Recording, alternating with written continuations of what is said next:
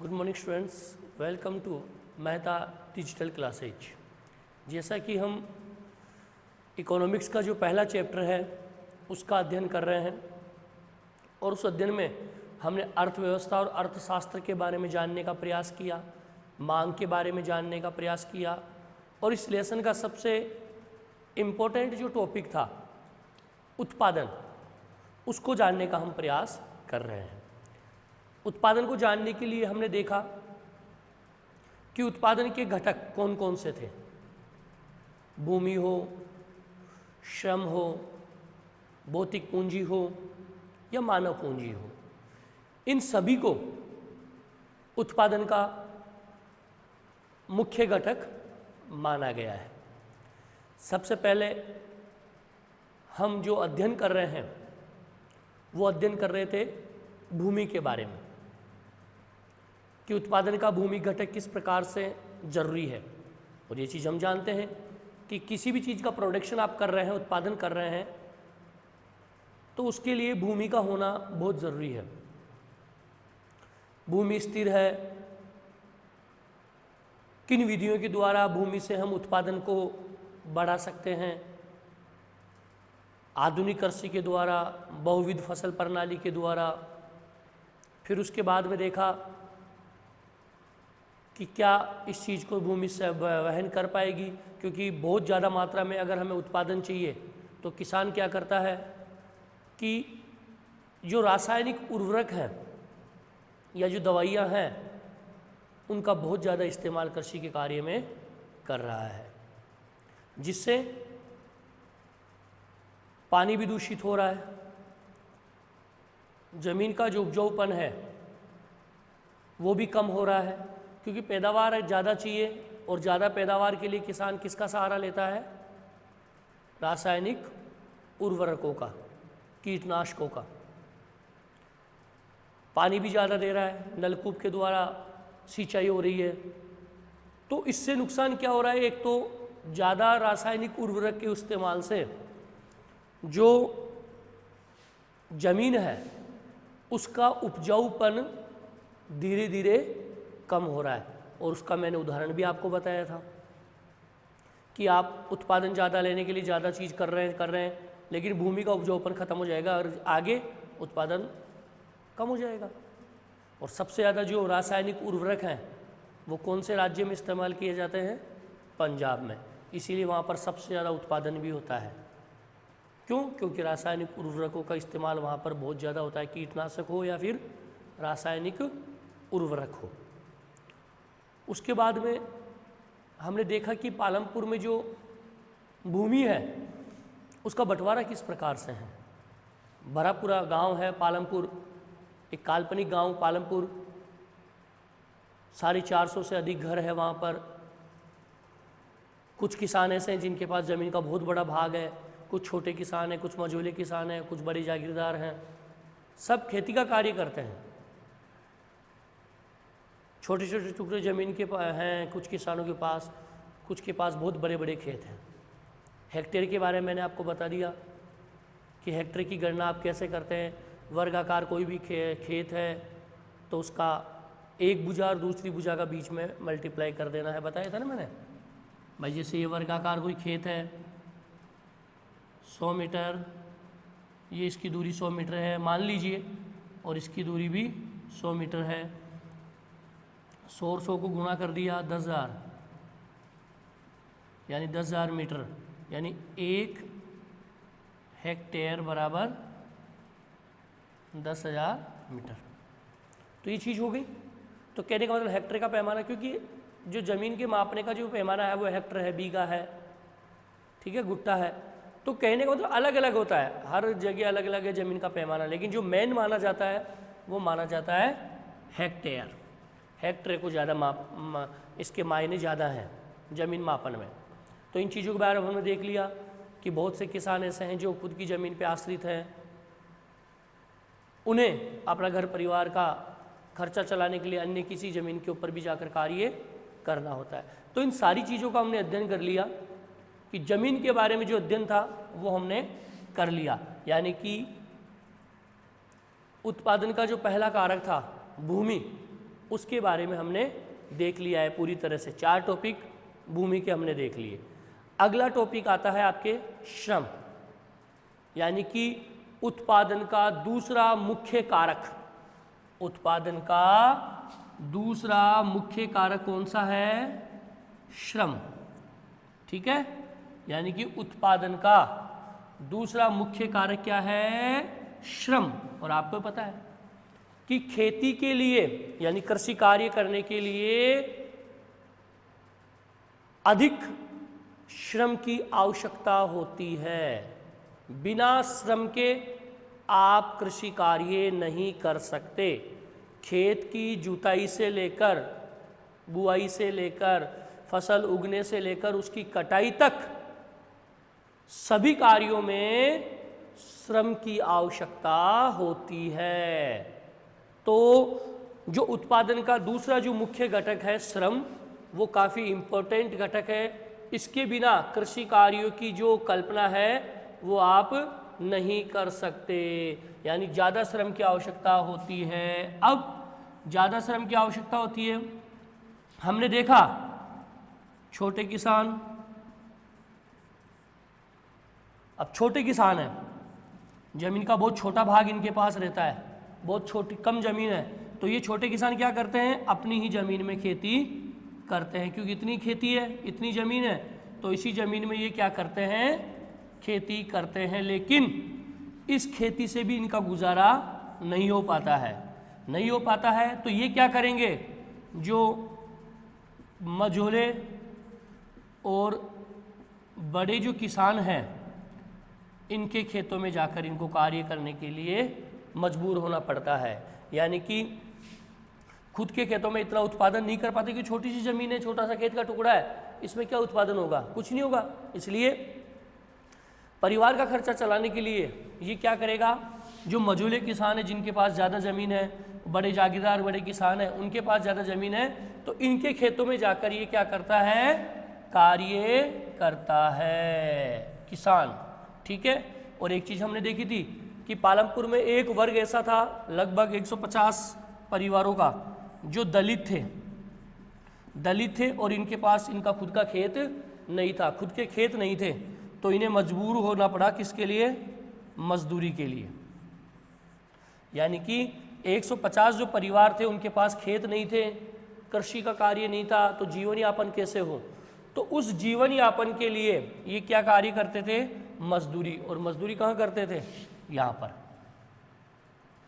मझोले जो किसान हैं उनके खेतों में जाकर मजदूरी करते थे, या फिर जो बड़े किसान जो जागीरदार हैं उनके खेतों में जाकर ये क्या करते थे? मजदूरी करते थे।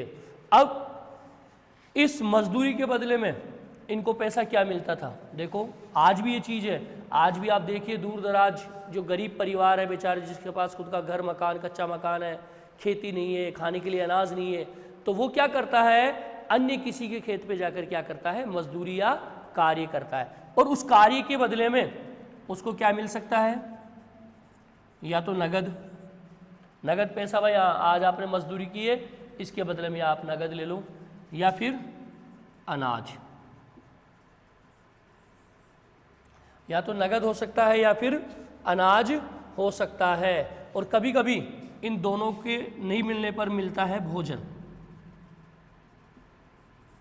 यानी कहने का मतलब एक मजदूर खेत में कार्य कर रहा है, खेत में काम कर रहा है, अपना जीवन खुद का अपने परिवार का चला रहा है, तो वह मजदूरी के लिए खेतों में जा रहा है, नगद पैसा उसको मिल रहा है उसके काम के बदले में, या फिर अनाज मिल रहा है। आपने देखा होगा अभी भी कि बड़े बड़े फार्म हाउस रहते हैं, खेत रहते हैं, वहाँ पर जो जागीरदार होता है वो खेती नहीं करता है, वो या तो किसी को साझा कर लेता है, बंटवारे में दे देता है, और जो उपज होती है उसका कुछ भाग उसको दे देता है और बाकी खुद रख लेता है, या फिर अपने खेतों में काम करने के लिए वो क्या रखता है? मजदूर। और मजदूर का एक तरीका होता है, उसको जो नगद के रूप में ही वो दे सकता है, उसको अनाज के रूप में ही वो दे सकता है, और फिर उसमें तय होता है। मजदूरी भी देखो क्या काम के अनुसार होती है, कैसे काम के अनुसार तय होती है कि एक फसल से दूसरी फसल मजदूरी कैसे रखते हैं मजदूर को? ऐसा नहीं आ गया यार काम करके चला गया, नहीं, वो तो दैनिक मजदूरी हो गई। भाई एक दिन आया यार आप काम करके चले गए, घर चले गए।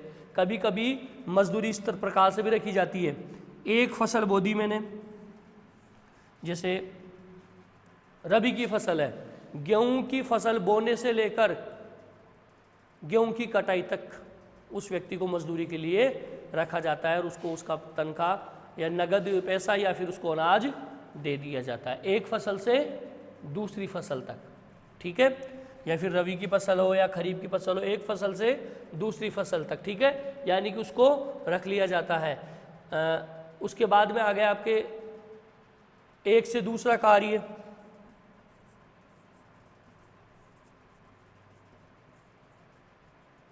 एक कार्य से दूसरा कार्य, जैसे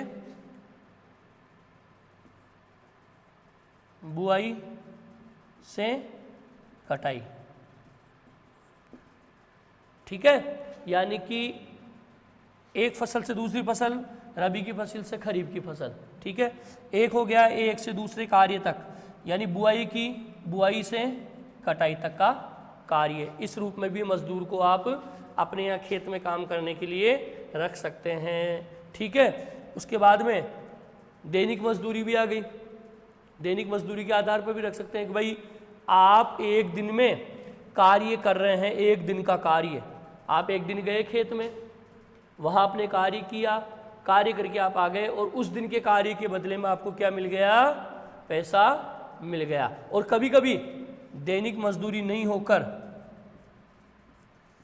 साल भर के कॉन्ट्रैक्ट के हिसाब से भी होता है ना, बांटे पे दे देते हैं अपन खेत, अपनी जो खेती है वो बांटे के ऊपर दे देते हैं, तो वो साल भर के लिए होता है। भाई हाँ भाई मैंने कॉन्ट्रैक्ट कर लिया है 1 अप्रैल से 31 मार्च, ये लो, जैसे 1 अप्रैल 2020 से 2021, ये लो। अब इस दौरान जो भी खेती हो रही कर रही है इसके लिए उसको कॉन्ट्रैक्ट कर लिया गया है कि भाई इस समय तक आपको कार्य करना है, इसके बदले में मैं आपको नगद दूंगा या अनाज दूंगा, वो बात की बातें हैं, ठीक है। साल भर के लिए भी कॉन्ट्रैक्ट किया जाता है और दैनिक मजदूरी के हिसाब से भी कॉन्ट्रैक्ट किया जाता है, ठीक है। और इसी को ध्यान में रखते क्योंकि जानते हैं कि हर व्यक्ति के पास खेत नहीं है, कृषि का कार्य नहीं है, इसीलिए सरकार ने भी इस ओर ध्यान दिया है, सरकार ने भी इस ओर क्या दिया है? ध्यान दिया है। और सरकार ने भी श्रमिकों को हित को ध्यान में रखते हुए खेतों में काम करने वाले श्रमिक का न्यूनतम वेतन किया है 300 रुपये प्रतिदिन। मार्च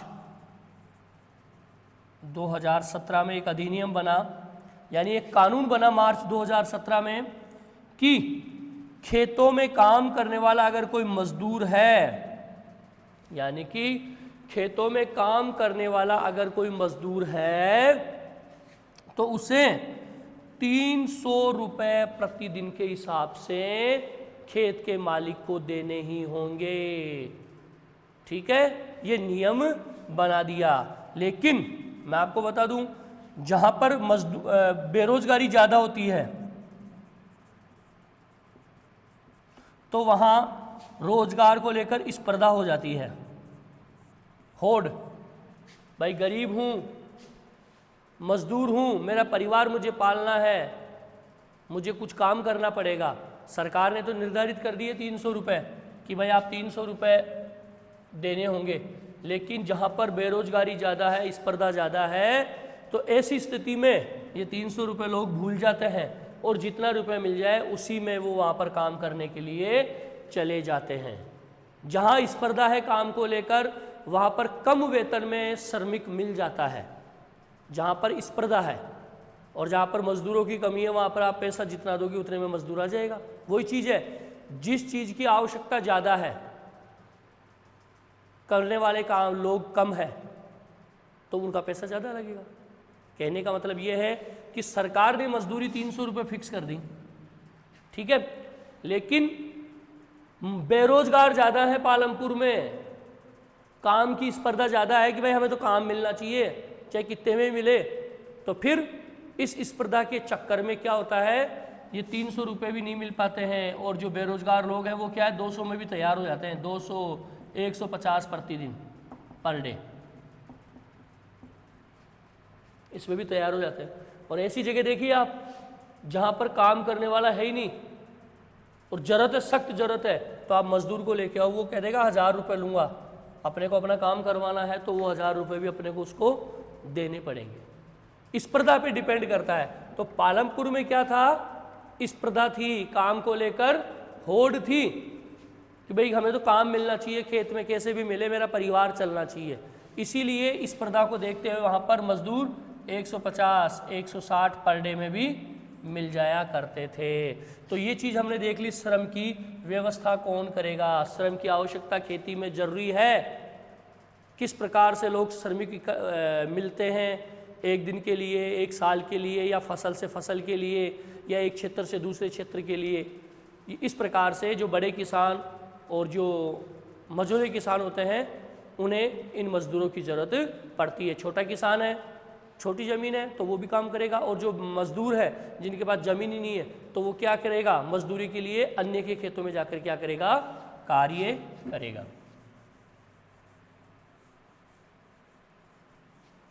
उसके बाद में आ जाता है आपके खेतों के लिए आवश्यक पूंजी।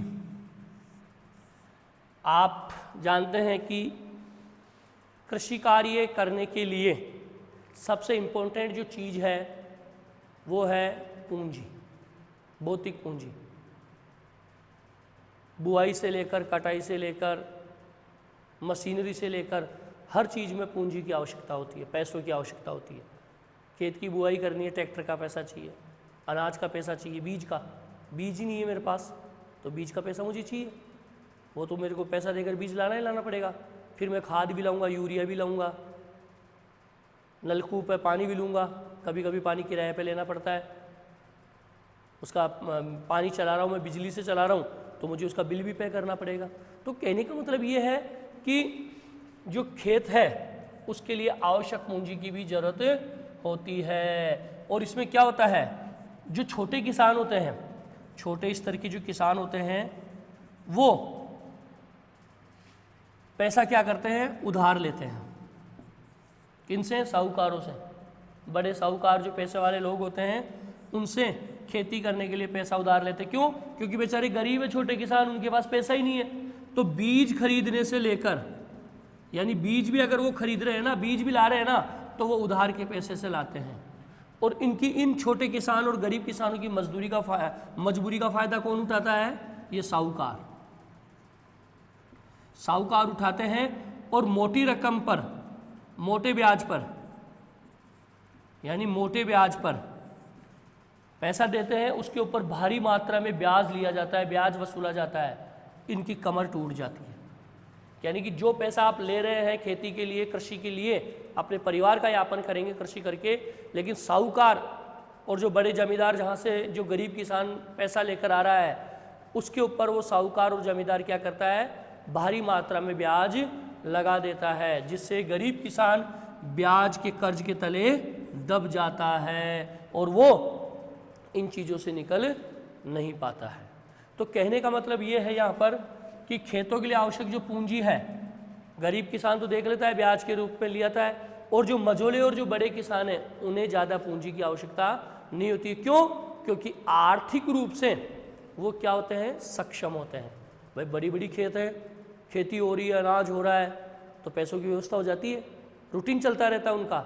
लेकिन बेचारा जो गरीब किसान है, जिसके पास छोटा सा खेत है, उसमें खेती करने के लिए गरीब है, पैसा नहीं है, तो वो अनाज भी क्या है, उधार के पैसे से लाता है, और जिससे उधार लिया साहूकार से, वो उनके ऊपर ज़्यादा ब्याज लगाकर उस पैसे को क्या करता है, वसूल करता है। और कभी कभी तो ऐसा होता है कि इस ब्याज के चक्कर में किसान को अपनी ज़मीन से भी हाथ धोना पड़ जाता है।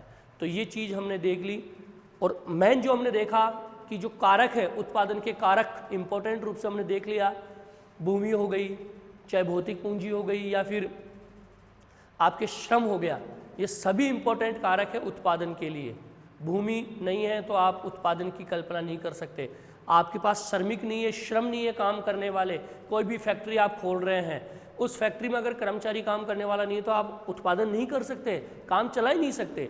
तो खेतों में भी मजदूरों की आवश्यकता होती है, अगर वो नहीं है तो आप खेती का कार्य सही ढंग से नहीं कर सकते। फिर उसके बाद है पूंजी, अगर पूंजी नहीं है तो आप खेती करने की कल्पना नहीं कर सकते। आज के युग में, आज का युग आधुनिक खेती का युग है, और आधुनिक खेती में तो नई नई मशीनें हैं, उनकी आपको ज़रूरत पड़ेगी। उत्पादन बढ़ाना है तो रासायनिक उर्वरक भी आपको खरीदना पड़ेगा पैसे देकर, कीटनाशक है वो भी आपको खरीदना पड़ेगा, तो इसलिए पूंजी की आवश्यकता होती है। लेकिन जो गरीब किसान, छोटा किसान होता है, उसके पास वो पूंजी नहीं होती है, तो उस पूंजी के लिए वो क्या करता है, साहूकार जो होते हैं उनसे रुपया ब्याज पर उधार लेता है, लेकिन ब्याज पर, और उस ब्याज नहीं चुकाने के अभाव में भारी ब्याज लगाते हैं वो, उनकी जो छोटे किसान होते हैं उनकी ज़मीन भी उनके हाथ से चली जाती है, और जो मझोले और जो बड़े किसान हैं उनके ऊपर इस चीज़ का ज़्यादा फर्क नहीं पड़ता। क्यों?